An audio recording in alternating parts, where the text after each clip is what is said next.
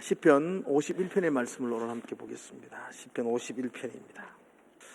제가 먼저 1절을 읽겠습니다. 같이 우리 10절까지 교독하도록 하겠습니다. 시편 51편 1절입니다. 여호와여, 주의 인자를 따라 내게 은혜를 베푸시며 주의 많은 긍휼을 따라 내 죄악을 지워 주소서. 나의 죄악을 말같이 씻으시며 나의 죄를 깨끗이 제하소서. 물은 나는 내 죄가를 아오니 내 죄가 항상 내 앞에 있나이다. 내가 주께만 범죄하여 주의 목전에 악을 행하였사오니 주께서 말씀하실 때에 의로우시다 하고 주께서 심판하실 때에 순전하시다 하리이다. 내가 죄악 중에서 출생하였으며 어머니가 죄 중에서 나를 잉태하였나이다. 보소서, 주께서는 중심이 진실함을 원하시오니 내게 지혜를 은밀히 가르치시리이다. 우슬초로 나를 정결하게 하소서. 내가 정하리이다. 나의 죄를 씻어주소서. 내가 눈보다 희리이다. 내게 즐겁고 기쁜 소리를 들려주시사 주께서 꺾으신 뼈들도 즐거워하게 하소서. 주의 얼굴을 내 죄에서 돌이키시고 내 모든 죄악을 지워주소서. 하나님이여, 내 속에 정한 마음을 창조하시고 내 안에 정직한 영을 새롭게 하소서. 아멘. 2020년도에 삼성화재배 세계 바둑대회가 열렸습니다. 결승전에는 당시 세계 랭킹 1위였던 한국의 신진서가 결승전에 올라갔었고요. 지금도 신진서 선수는 굉장하지만 당시로도 국제대회 13연승을 하는 파죽의 우승을 향해 달려가던 선수였습니다. 상대 선수는 중국의 아주 유명한 크제라는 선수였습니다. 바둑을 모르시는 분들은 잘 모르지만 조금을 아시는 분들은 두 선수의 이름은 익히 알고 있을 겁니다. 2020년도는 코로나가 극성을 부리던 때였습니다. 그래서 원래 바둑은 두 사람이 마주보고 대국을 펼쳐야 되는데 코로나로 인해서 서로 다른 장소에서 컴퓨터를 놓고 온라인으로 그렇게 대기를 했더랬습니다. 신진서 선수는 흙을 잡고 있었고 경기가 시작되면서 조금 유리하게 경기를 진행하고 있었습니다. 그러다가 21번째 착수 때에 21수에 신진서 자신도 놀라고 상대 선수도 놀라고 그 광경을 보던 모든 사람들을 깜짝 놀라게 하는 그런 한 수가 놓여집니다. 바둑을 아시는 분들은 보면은 깜짝 놀랍니다. 한번 볼까요? 지금 여러분들이 놀라지 않는 것은 바둑을 모른다는 증거입니다. 바둑이 17금만 돼도 놀라는 수입니다. 하단 첫째 줄, 저기는 돌 안 놓습니다. 저기는 돌 놓을 수가 없는 자리입니다. 유리하던 흙이 저기를 놓고부터 급속도로 전세가 되어서 결국 이 바둑은 지게 되었고 3억의 우승 상금이 크제에게 돌아갑니다. 이걸 우리는 마우스 클릭 미스라 그럽니다. 온라인으로 했기 때문에 가능한 겁니다. 그냥 이렇게 기계적으로 이렇게 하다 보니까 이게 잘못 눌러져 가지고 원래 이쪽에 누르고 싶은데 여기 뚝 떨어져 본 겁니다. 그러면 우리는 한수 물립시다 이러면 됩니다. 동네 바둑은 야 한수 물리자 뭐 이러면 됩니다.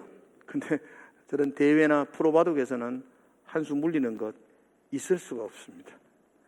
누가 보더라도 본인도 상대 선수도 심판들도 지켜보는 관중들도 TV로 중계를 했으니까요. 모든 사람들도 저건 마우스 미스네 다 알아도 한수 물리고 다시 뜰 수는 없습니다. 그죠?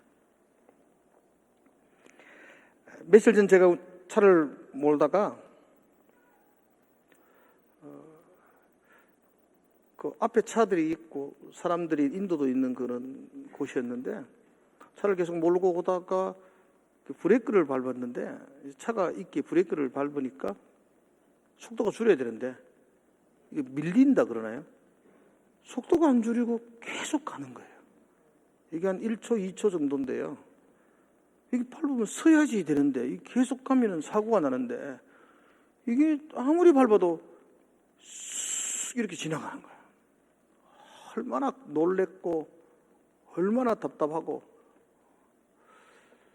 결국은 이 앞차를 이렇게 박게 되었고 좀 심하게 박아서 내려가 보니까 많이 깨어졌고 타고 있던 사람도 다쳤고 이거 어떻게 수습해야 될지 당황스럽기도 하고 근데 더 그런 것은 속이 상하는 거죠. 뽀이 보고 쿵 하고 나니까 너무 속상하고 막 짜증이 나고 멀리서 사이렌 소리가 막 들립니다. 어떻게 알았든지 렌트카는 레카는 뭐 기가 막히게 알고는 뿅뿅 그러고 막 가까이 막 오고 있는데 막 나는 속이 상하고 그 레카의 사이렌 소리를 들으면서 눈을 떴는데 새벽 기도를 알리는 알람 소리였습니다.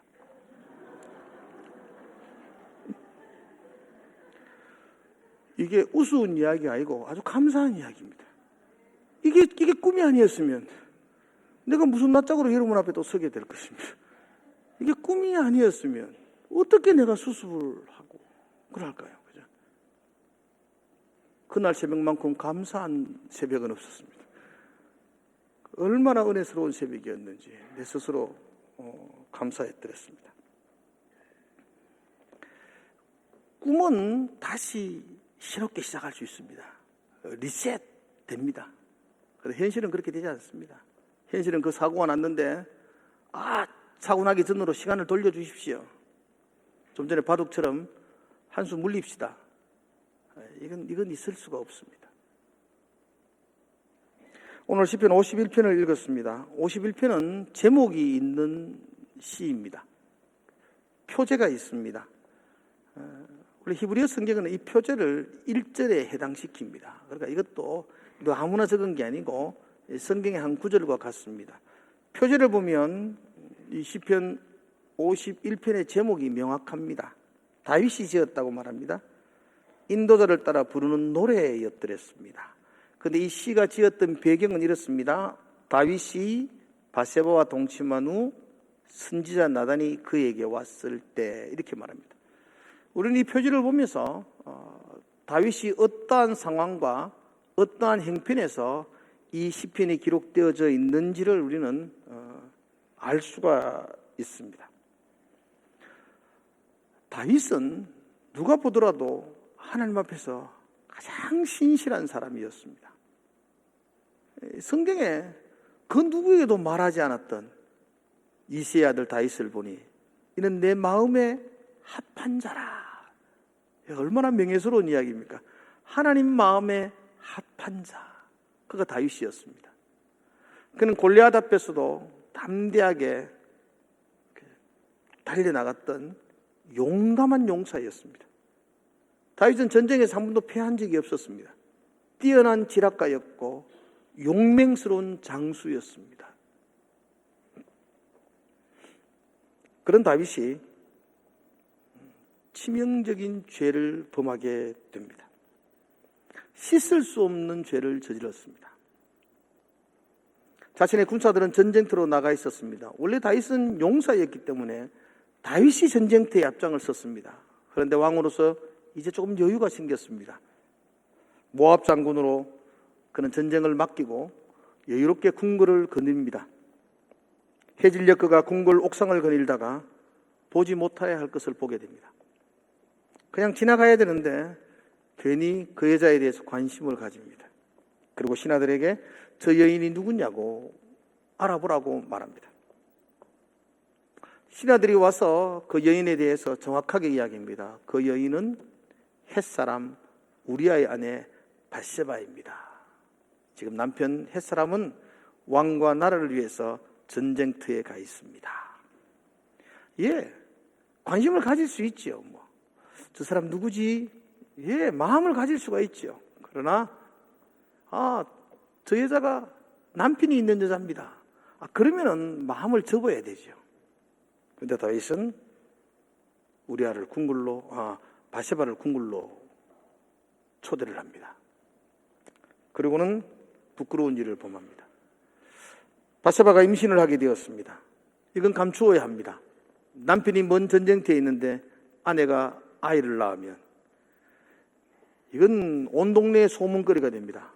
이 아이 아빠가 누구냐고 사람들이 추궁하게 될 것이고, 그러면 다윗의 이름이 거론되지 않을 수가 없습니다. 다윗은 이 일을 듣고 싶어 했습니다. 그래서 급하게 남편인 우리아를 특별 휴가를 주어서 집으로 불러들입니다. 그래서 훗날 아이가 태어나면 남편의 아이다 이렇게 말하려고 합니다. 그런데 우리아는 충직해도 너무 충직한 신하였습니다.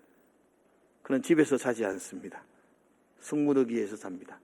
내 친구들은 전쟁터에 있는데 내가 집에서 한가하게 살 수 없습니다. 다윗의 그 얄팍한 계획은 실패로 돌아갑니다. 그러자 다윗은 우리아를 죽이기로 작정합니다. 요압에게 은밀하게 편지를 보내서 치열한 전쟁터에 우리아를 앞장세우게 만들고 아군들은 후퇴를 하게 만듭니다. 그리고 우리아는 장렬하게 전쟁터에서 전사하게 만듭니다. 그리고 장렬하게 전사한 그 남편의 가정을 돌본다는 명목으로 우리아의 아내를 궁궐로 초대하고 자기 아내로 맞이합니다. 감쪽 같은 일이었습니다. 아무도 알 수 없습니다. 그죠? 사람들이 조금 이상하게 아가 좀 일찍 태어났네. 그러나 그때 당시 팔삭동이든 뭐 이러면 끝이 납니다. 아무도 모르는 완벽한 계획이었습니다. 그런데 하나님은 다 아시고 계셨죠. 그리고 하나님께서 선지자 나단을 다윗에게 보냅니다. 하나님은 이 일을 결코 그냥 지나치지 않겠다는 것이었습니다. 선지자 나단이 비수와 같은 말씀으로 다윗의 가슴에 죄를 지적합니다. 그때 다윗이 그 말씀 앞에 무릎을 꿇으며 통회합니다. 그러고 지은 시가 시편 51편입니다. 그래서 성경 속에서 가장 신랄한 참회, 회개가 기록된 시가 시편 51편입니다. 저는 이번 주간 시편 51편을 설교한다는 마음 먹고 이렇게 보면서 한동안 마음속에서 떠나지 않았던 것이 1절과 2절입니다. 1절의 마지막 부분에 이렇게 말합니다. 내 죄악을 지워주소서. 다윗이 하나님께 기도합니다. 하나님, 내 죄를 지워주십시오. 2절은 이렇게 말합니다. 나의 죄악을 맑게 씻기시고 나의 죄를 깨끗이 제하여 주십시오. 그렇게 말합니다. 늘 읽었던 이야기인데 이번 주는 이 말이 그냥 이렇게 지워지지가 않습니다. 여러분, 이게 무슨 말입니까? 나의 죄를 지워주십시오. 나의 죄를 맑게 씻겨주십시오. 나의 죄를 제하여 주십시오. 이게 말이 안 되는 이야기 아닙니까? 이게 한수 물려주이소 이 말하고 똑같은 것 아닙니까? 자기가 실수해놓고 뭐든지 잘못해놓고 한수 물립시다. 시간을 되돌립시다. 없던 일로 해주세요. 나의 죄를 지워주십시오. 나의 죄를 맑게 씻겨주십시오. 나의 죄를 제하여 주십시오. 한수 물릴 수 있나요? 되돌릴 수 있다고 생각하시나요? 여러분 어떻게 생각하십니까? 어떤 실수나 어떤 허물과 어떤 잘못을 우리가 했다고 생각합시다. 그 이전으로 다시 되돌릴 수 있나요? 꿈이라면 눈을 뜨면 새롭게 시작할 수 있죠. 그런데 꿈이 아닌 이 현실 속에서 우리가 한숨 물리고 되돌립시다. 이건 있을 수가 없지 않나요? 그렇게 되돌릴 수 있는 일이 아니지 않나요? 자, 대답을 해보십시오. 되돌릴 수 있나요? 없나요? 있나요? 아멘. 없나요? 아멘. 되돌릴 수 있습니까? 없습니까? 되돌릴 수 없습니다. 그런데 되돌릴 수 없으면 우리는 내일을 살 소망이 없습니다. 되돌릴 수 없으면 어떻게 살 수 있어요? 되돌릴 수 있어야만이 여기 예배할 수 있는 것 아니에요. 내가 매일매일 저지르는 허물과 죄를 되돌릴 수 없다면 내가 어떻게 살아갈 수 있겠습니까? 바둑에는 일수불태입니다. 절대 되돌릴 수 없습니다. 근데 우리의 인생은 일진일퇴입니다. 한번 나갔다가 뒷걸음치기도 하고 넘어지기도 하고 그래도 또 일어서서 또 나가기도 하고 또 돌아서기도 하는 것. 그게 우리의 인생입니다. 다윗은 이 인생을 알기에 하나님 앞에 차마 말할 수 없는 이야기인데도 불구하고 내 죄를 제하여 주십시오. 내 죄를 맑게 씻겨 주십시오. 내 죄를 지워 주십시오. 그렇게 기도하고 있는 것입니다. 1절의 말씀을 여러분 한번 보십시오. 하나님이여 주의 인자를 따라 내게 은혜를 베푸시며 주의 많은 긍휼을 따라 내 죄악을 지워 주소서. 이렇게 말합니다. 이게 중요한 단어를 두 개 선정합니다. 은혜라는 단어가 있고 긍휼이라는 단어가 있습니다. 은혜와 긍휼은 같은 것 같은데도 같은 것 아닙니다. 그죠? 은혜란 하나님이 나에게 거저 주시는 선물입니다. 아무 받을 자격이 없습니다. 받을 일 한 것 없습니다. 일하지 않았습니다. 대가를 요구할 수 없습니다. 근데 하나님이 우리에게 거저 주시는 선물이 있습니다. 나를 자녀 삼으시고 구원을 베풀어 주시고 이걸 우리는 은혜라고 말합니다. 긍휼은 같은 것 같지만 긍휼의 근본적인 의미는 긍휼은 치워주는 겁니다. 하나님이 용서해 주는 겁니다. 마땅히 파렴치한 나를 징계하시함에도 불구하고 나의 죄를 가리워 주시는 겁니다. 나의 죄를 지워 주셔서 덮어 주시는 겁니다. 나를 불쌍히 여겨 주는 겁니다. 그것을 우리는 긍휼이라고 말합니다. 하나님은 긍휼이 풍성하신 분이십니다. 하나님이 긍휼이 풍성하시기에 다윗은 염치 없지만 하나님을 향하여 내 죄를 지워 주십시오. 내 죄를 제하여 주십시오. 하나님의 긍휼을 따라 내 죄를 지워 주십시오. 그렇게 기도할 수 있는 겁니다. 우리는 그것을 회개라고 말합니다. 회개.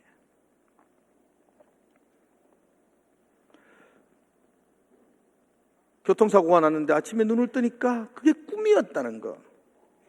얼마나 감사한지 모릅니다. 그런 것처럼 하나님이 나에게 오늘도 긍휼을 베풀어 주신다는 거, 나의 죄를 지워 주신다는 거, 이건 너무 감사한 일입니다. 우리에게 회개할 수 있다는 기회가 있다는 것은 우리의 가장 큰 축복입니다. 이사야서 1장 18절은 이렇게 말합니다. 오라 우리가 여호와께로 나아가자. 변론하자. 너희 죄가 주홍같이 붉을지라도 눈과 같이 희어질 것이요 진홍같이 붉을지라도 양털같이 희어지리라. 그렇죠?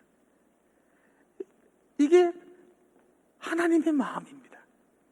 하나님은 우리를 향하여 늘 한숨 물려주겠다고 말씀하시는 분이십니다. 되돌려 주겠다고 말씀합니다. 아무리 붉은 죄라도 내가 지워주겠다고, 내가 너에게 긍휼을 베풀어 주겠다고 그렇게 약속하시는 분입니다. 한번 따라해 볼까요? 하나님은 용서하시고 기다리시는 분이십니다. 그렇죠? 내가 용서를 빌어서 용서해 주시는 것이 아니고 내가 그 범죄한 가운데 있을 때에도 하나님은 용서해 놓고 기다리고 계신다고 말합니다. 이것이 하나님의 긍휼입니다. 긍휼. 사무엘하 12장 13절을 한번 보겠습니다. 이렇게 되어져 있습니다. 다윗이 나단에게 이르되 나단이 다윗의 죄를 지적하자 다윗이 나단에게 무릎을 꿇으며 그렇게 이야기합니다. 내가 여호와께 죄를 범하였습니다. 자기 죄를 인정하는 것입니다. 그러자 나단이 다윗에게 말합니다. 하나님의 말씀을 빌어서 나단이 다윗에게 말하면서 이렇게 말합니다. 여호와께서도 당신의 죄를 사하셨나니 당신이 죽지 아니하리라. 다윗의 죄는 죽어 마땅한 죄입니다. 여인을 범한 것도 죄이지만 충성스러운 신하를 전쟁터에서 살인한 것입니다. 죽어 마땅합니다. 그런데 다윗이 내가 죄를 범하였나이다. 그러자 하나님은 네 죄를 내가 사하여 주었다. 네를 내가 죽지 않게 하겠다. 너무 일사천리로 진행되는 것 같지 않습니까? 하나님이 용서해 놓고 기다리고 계신다는 것입니다. 누가복음 15장에서도 이런 이야기가 나옵니다. 탕자가 아버지의 재산을 허랑방탕하게 허비하고 맙니다. 먼 나라로 떠나서 자기 마음껏 낭비하는 인생을 살았습니다. 그리고 돼지우리에서 그가 자신의 허물을 깨닫기 시작하고 그가 아버지에게로 돌아오기로 결정합니다. 여러분, 탕자가 아버지에게로 돌아올 때에 그 아버지는 어디에 있었나요? 아버지는 동구박 거기에서 그 아들이 돌아오기를 기다리고 계셨습니다. 그가 아버지에게 등을 돌리고 떠나는 순간부터 아버지는 용서해 놓고 아들을 기다리셨습니다. 그가 허랑방탕하며 낭비하는 인생을 살아가고 있는 가운데에도 아버지는 용서해 놓고 기다리고 계셨습니다. 이게 하나님 아버지의 마음입니다. 이게 하나님의 나를 향한 긍휼하심입니다. 지금도 하나님은 나를 용서해 놓으시고 기다리고 계십니다.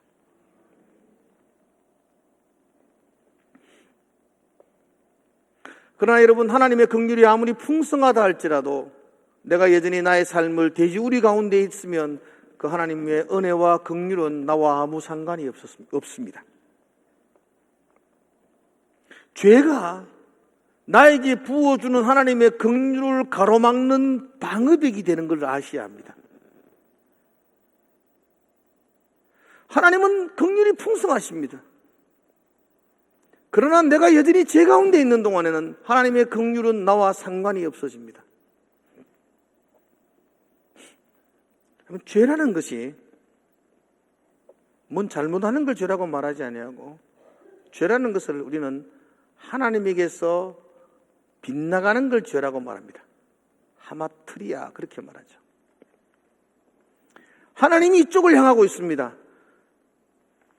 마주보고 있는 게 그게 올바른 겁니다. 죄는 하나님과 다른 곳을 향하는 겁니다. 빗나가는 것입니다. 하나님과 빗나가 있으니까 하나님이 은혜와 긍휼을 쏟아부으신다 할지라도 빗나가 있는 죄 가운데 있는 나와는 아무런 상관이 없습니다.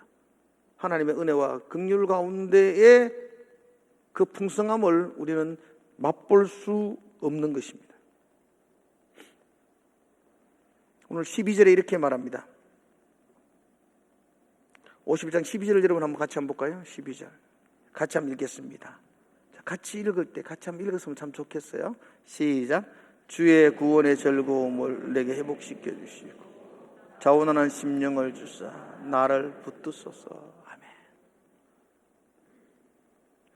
구원의 즐거움, 내 인생의 가장 큰 기쁨, 우리 인생의 가장 큰 즐거움은 구원의 즐거움입니다. 나 같은 파렴치한 죄인이 하나님의 자녀가 되었다는 그 감격, 그 기쁨은 다른 그 무엇과도 비교할 수 없는 기쁨입니다. 그런데 죄는 그 기쁨을 잃어버리게 됩니다. 다윗은 그렇게 기도합니다. 나에게 구원의 즐거움을, 그 기쁨을 회복시켜 주십시오. 죄는 내 인생의 가장 큰 기쁨이고 즐거움인 이 구원의 은혜를 뺏어가 버립니다.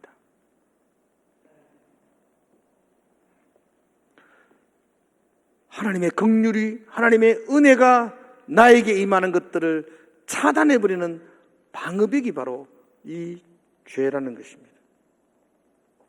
이 방어벽을 걷어치울 수 있는 유일한 방법이 있다면 그걸 회개라고 말합니다. 회개. 제가 오늘 설교 제목을 생명에 이르는 회개 이렇게 정했습니다. 생명에 이르는 회개. 생명에 이르는 회개란 말은 구원의 은혜를 덧입는 회개 이렇게 이름을 붙일 수도 있습니다. 구원의 즐거움을 다시 회복할 수 있는 회개라고 말할 수도 있고요. 신앙의 기쁨을 다시 되찾을 수 있는 회개라고 말합니다. 예수 믿는 게 기쁘세요? 예배 드리는 게 즐거우세요? 그런 얼굴이 아닌 사람도 있는데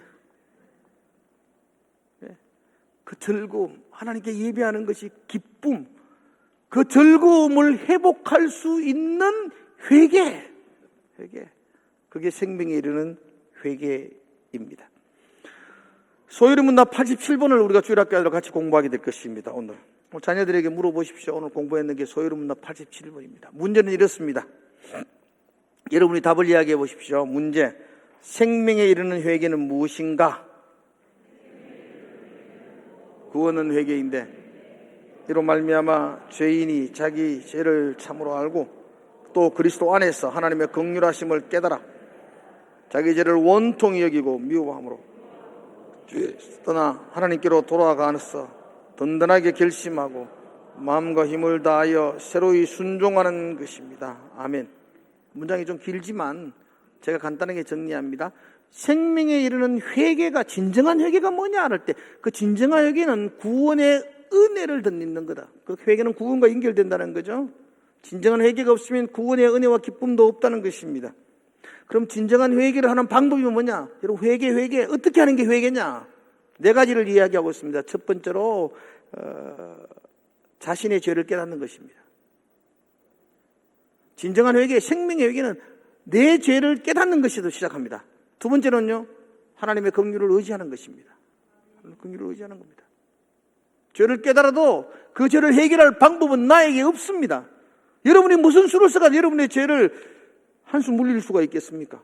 하나님의 긍휼입니다. 그래서 하나님의 긍휼을 의지하는 것, 그게 진정한 회개입니다. 세 번째는 무엇입니까? 그 죄를 원통히 하고 미워하는 겁니다. 네 번째는 하나님께로 돌아오는 것입니다. 저는 이 네 가지를 두 개로 묶었습니다. 여러분들에게 좀 더 간단하게 설명하려고 하게 1번과 3번이 하나의 제목이고요. 2번과 4번은 하나로 묶었습니다. 그래서 오늘은 제가 진정한 그 생명에 이르는 회개를 두 가지로 생각하려고 합니다. 1번, 자신의 죄를 깨닫는 것이라고 말합니다. 진정한 죄를 깨달은 사람은 가슴을 치며 원통해하며 그 죄를 미워하게 됩니다. 그래서 1번과 3번은 같은 것입니다. 하나님의 긍휼을 의지하는 사람은 하나님께로 돌아오게 됩니다. 하나님을 의지하게 됩니다. 하나님의 긍휼을 의지하는 사람이 하나님을 등지지 않습니다. 그러므로 2번과 4번도 같은 의미입니다. 그럼 오늘 설교는 진정한 회개란 무엇인가, 생명에 이르는 회개란 무엇인가 할 때 두 가지를 여러분들에게 알려드리려고 합니다. 여러분 꼭 기억했으면 좋겠어요. 자, 생명에 이르는 회개 첫 번째, 자신의 죄를 깨닫는 것입니다. 한번 따라합시다. 자신의 죄를 깨닫는 것입니다. 3절은 말합니다. 물론 나는 내 죄가를 아오니, 이렇게 말합니다. 내가 항상 죄악 가운데 있나이다. 회개의 시작과 첫 단추는 이게 죄였네요. 내가 죄를 지었네요. 하나님, 내가 내 죄를 알겠습니다. 라는 인정에서부터 시작합니다. 다윗은요, 죄를 범했습니다. 그런데 다윗은 자기가 그렇게 파렴치한 죄를 저지른지를 자기는 깨닫지도 못했습니다. 바세바를 범하고 궁굴로 데려오고 그리고 아이를 낳았습니다. 1년의 시간이 지났습니다. 그때까지 다윗은 아무 일이 없었던 것처럼 그냥 일상을 살았습니다. 전혀 깨닫지 못했습니다. 뭐 그럴 수도 있지 뭐. 왕인데 뭐 이 정도쯤이야 뭐. 이게 뭐 그렇게 심각한 걸까? 자신의 죄를 덮어버리고 합리화시키고 전혀 심각성을 깨닫지 못했습니다. 죄에 대한 감각을 잃어버렸던 것입니다. 죄를 죄로 여기지 않았습니다. 이게 제일 중요합니다. 여러분. 이게 제일 겁납니다. 여러분들의 삶에 대해서 이건 죄라고 인정하시나요? 깨닫습니까? 죄를 죄로 인정하는 것, 거기서부터 시작되어져야 됩니다. 근데 그게 인정이 안 되면은 회개는 있을 수가 없습니다. 뭐 이 정도쯤이야. 그것으로는 아무 있을 수가 없습니다. 그게 인정이 되면 새롭게 달려갈 수가 있습니다. 제가 부목사 때 전에도 한번 이야기했는데, 부목사 때 제가 그때 우리가 쌍둥이를 놓고 단칸방에 쌍둥이 키우고 사택에서 쌍둥이 키우는데 아빠가 굉장히 노력을 많이 합니다. 어머니 날 낳으시고 아버지 날 기르시니 아버지가 다 키웁니다. 저는 그렇게 못했습니다만서도. 하여튼 그 당시 그때 젊은 나이야 30대의 나이였고 피곤하고 그랬습니다. 그때 저는 새벽기도 차량 운전도 했습니다. 부목사로서 새벽기도 차도 모르고 차도 운전해주고 또 마치고 나면 차량 운전하고 요즘 우리 새벽기도 차량 운전은 일주일에 한두 번 하죠. 저는 일주일 내내 했습니다. 그래서 좀 피곤하고 그랬습니다. 그래서 새벽기도 오면은 뒤에서 좀 꼬박꼬박 졸기도 하고 그랬습니다. 연사님하고 어느 날 신방을 하는데 그 여전사님이 참 점잖은 분이셨는데 그분이 저에게 목사님 꼭 한마디 하고 싶은데 뭐요? 그러니까 목사님 다 좋으신데 새벽기도 나오셔서 코만 안 골았으면 좋겠다고.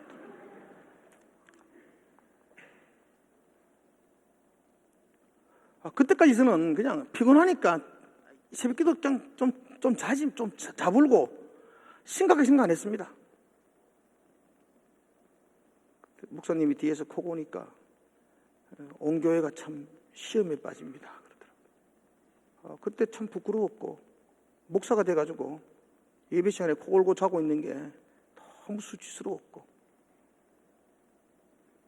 등들이 소름이 끼치고 이건 심각한 거구나. 제 기억 속에 그 이후로 제가 예배 시간에 눈 감지 않았습니다.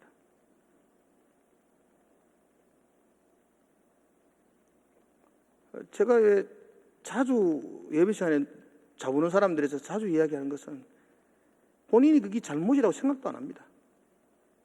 내한테 와가 달라듭니다. 그렇게 피곤한 가운데도 교회에 왔으면 위로해 줘야지 잔다고 뭐라 하면 됩니까?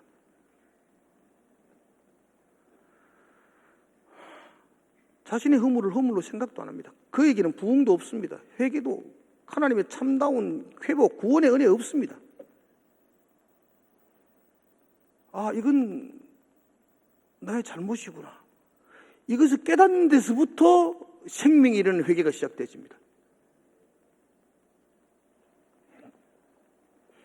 다윗 보십시오. 나단이 지적합니다. 한 나라의 군주입니다. 나단이 자기 잘못을 지적합니다. 아무도 모르는 은밀한 걸 지적합니다. 다윗은 나단의 목을 치고 자신의 죄를 덮을 수 있습니다. 선지자 하나 목 치는 게 다윗에게 뭐 큰 대수겠습니까? 그런데 다윗은 그의 지적 앞에 통회하며 무릎을 꿇습니다. 그리고 그가 고백하죠. 내가 내 죄를 알겠습니다. 나는 그동안 이 정도는 괜찮다고 생각했는데 뭐 피곤하면 이 정도 된다고 생각했는데 내가 내 죄를 알겠습니다.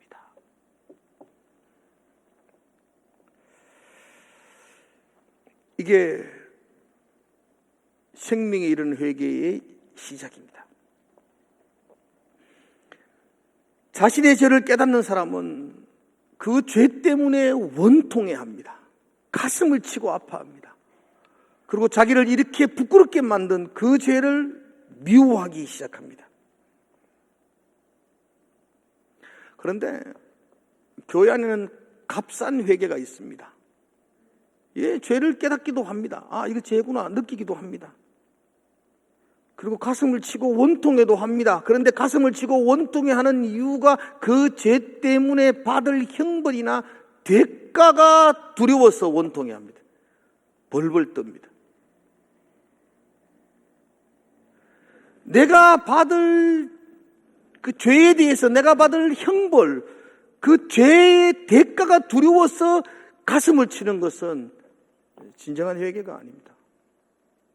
진정한 회개는 그 죄가 더러워서, 그 죄가 미워서, 그 죄 가운데 있는 내 자신이 부끄러워서 가슴을 치는 겁니다.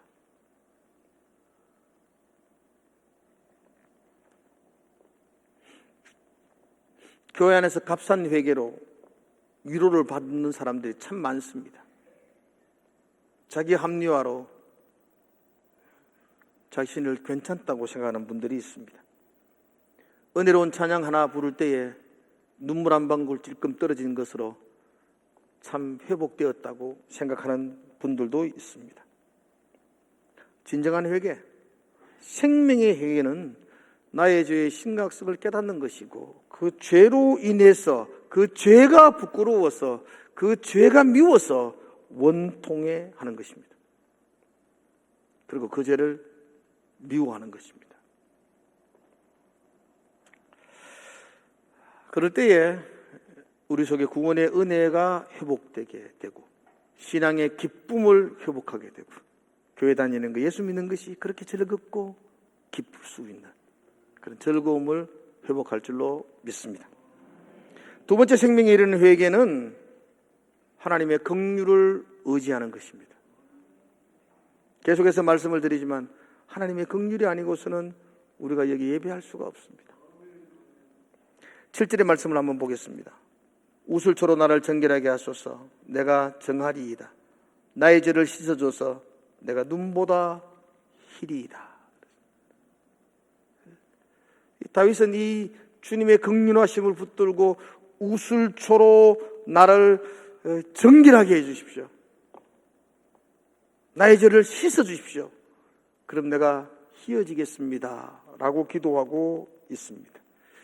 이게 얼마나 감사한 일인지 모릅니다, 여러분. 하나님이 긍휼하시다는 게 얼마나 감사한 일이요.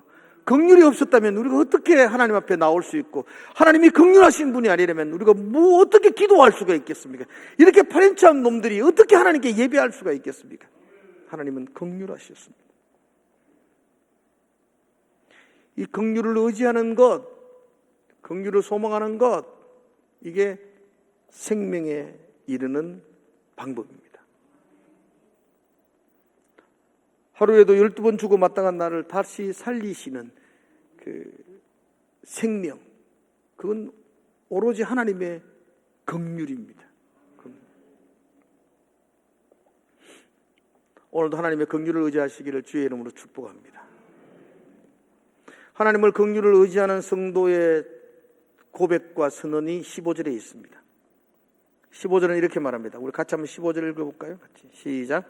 주여 내 입술을 열어주소서. 내 입이 주를 찬송하여 전파하리다. 주여 내 입술을 열어주소서. 내 입술이 주를 찬송하겠습니다. 내 입술이 주를 전파하겠습니다. 이게 하나님의 긍휼을 덧입는 성도의 반응입니다. 뭐라도 반응이 있어야 되지 않습니까, 여러분? 할렐루야. 예, 반응하셔야죠. 반응 안 하는 사람 뭡니까? 할렐루야. 이 우리끼리 짜고 치는 것 아닙니까, 이런 거? 반응이 있어야 되잖아요. 하나님이 말씀하시면 그 말씀에 대한 반응이 있어야 되잖아요, 반응. 하나님이 긍휼을 부어주셨습니다. 내가 긍휼을 입었습니다. 긍휼로 내가 오늘도 살아갑니다. 내가 긍휼이 아니어서는 살아갈 수가 없습니다라고 고백하는 성도라면 그 긍휼을 입은 자로서의 반응, 내가 주를 찬송하리이다. 내가 주를 전파하리이다. 할렐루야. 인정하십니까? 그러면 태신자 카드 이름 좀 적으세요. 주를 전파한다면서요. 말만 하지 마시고. 내가 주를 전파하겠다면서요. 그럼 전파할 사람들 이름 좀 적어달라고. 뭐 그래 버티세요.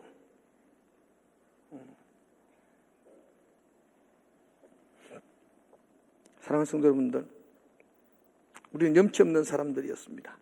돌일 수 없는 실수를 범하고도 한숨 물려달라고 하나님께 땡깡을 부렸던 염치 없는 사람들입니다.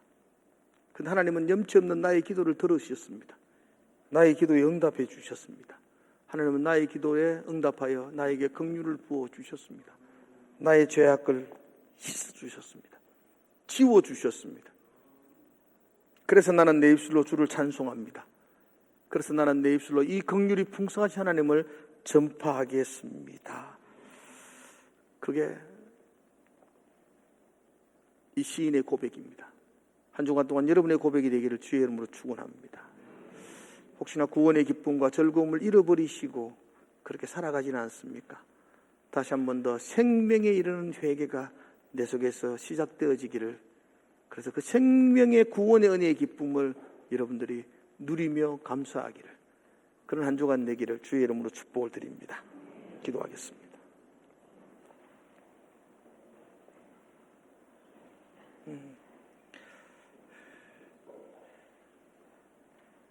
바둑 같은 아주 별거 없는 것도 한숨 물리는 게 안 되는데, 이게 중요한 인생에 하나님이 긍휼을 부어주셔서 다시 회복할 수 있는 시간을 주시고 기회를 주시고 내 죄를 치워주시고 새롭게 인도하여 주신 것 감사를 드립니다. 그 긍휼이 정말 감사해서 긍휼을 베푸는 내 하나님을 찬송합니다. 그 긍휼이 정말 감사해서 그 긍휼의 하나님을 내가 입술을 열어 전파하겠습니다. 한 주간의 나의 삶이 되기를 소망합니다. 성령께서 인도하여 주시옵소서. 예수님 이름으로 기도드리옵나이다. 아멘.